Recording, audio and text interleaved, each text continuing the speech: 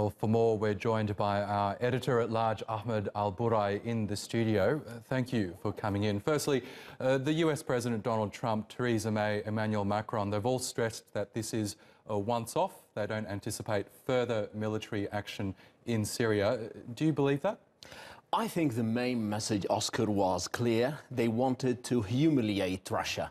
They basically told Russia and the Syrian regime, look, you cannot go ahead with this. We're going to just give you the lesson and that's it. It wasn't clear at the very beginning because James Mattis, hours before the attack, was saying the intelligence work is still underway, though Macron of France said that we do have evidence that the Assad regime is responsible for the chemical attack. We do have some doubts, though, that this was a chemical attack. Was it? Why didn't they allow the UN investigation committee to go inside the Ghouta as what happened earlier? Before that, you know, at the time of Obama in 2013, David Cameron at that time went to the parliament asking for the permission and he was not allowed. Then the whole mission was thwarted because of that. Now it's on overnight. It seems that basically the United Kingdom and France wanted to give the lesson to Russia because of their outreach, because of the meddling in the election, because of the the alleged poisoning of the double agent on the British soil, all of these, and you know, the annexation of Crimea. So it's a kind of, you know, they're not happy with the Russian policy in the region, but on the same side, they're not interested in ending the violence or ending the killing of the Syrian people. And that's what Theresa May said. We're not interested in regime change. And as far as the Assad is continuing, killing his own people with conventional weapons, they're all right with that. They're okay with it. It's only the chemical weapons that you shouldn't be using.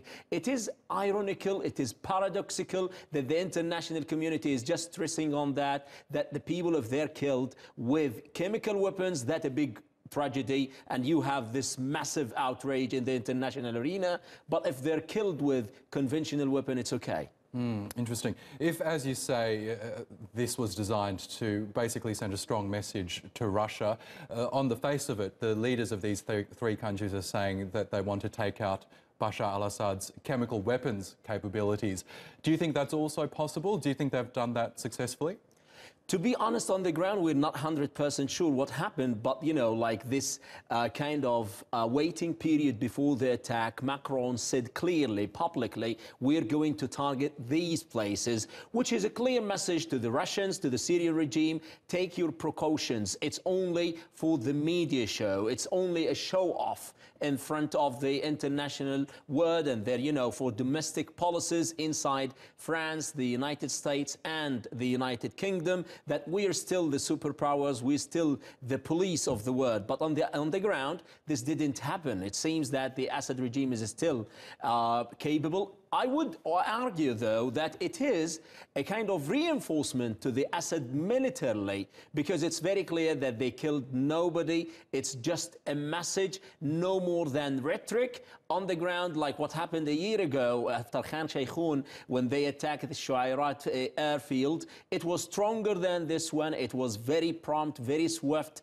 But this time, it seems that the international powers, I mean the three powers, the US-led coalition, were not on the same page of the full-scale operation. Donald Trump was speaking about a new, nice and smart weapons that are going to end or deter Assad from doing this. This happened before, and Assad was not deterred. And then the things are going to continue. The Russians are going to continue with the support of the Assad. So I don't think this is going to make any drastic or dramatic change on the ground. Yes, and from what we've been reporting earlier, it would seem that Syria had enough time to actually evacuate these targets ahead of these attacks. But I'm wondering, in your view, how might Syria and Russia react to this? We've heard some lines coming out of Moscow and Syrian state media, but could those two countries react in a more forceful way? Look, it's very ironical. The regime and the Russians do have, you know, the rhetoric saying that it's illegal attack. They didn't send the investigation. They do not have concrete, solid evidence that chemical weapons were used by the Assad regime. And to be honest, there is a big question everybody should be asking himself. Why would the Assad regime use chemical weapons when he has the upper hand? He does have the leverage. The Russians struck the deal hours before the chemical attack with the rebel groups in eastern Ghouta, in Douma, with Jaish al-Islam rebel group, and the police, the military police of the Russians were going inside the eastern Ghouta enclave. So why would this kind of attack happen?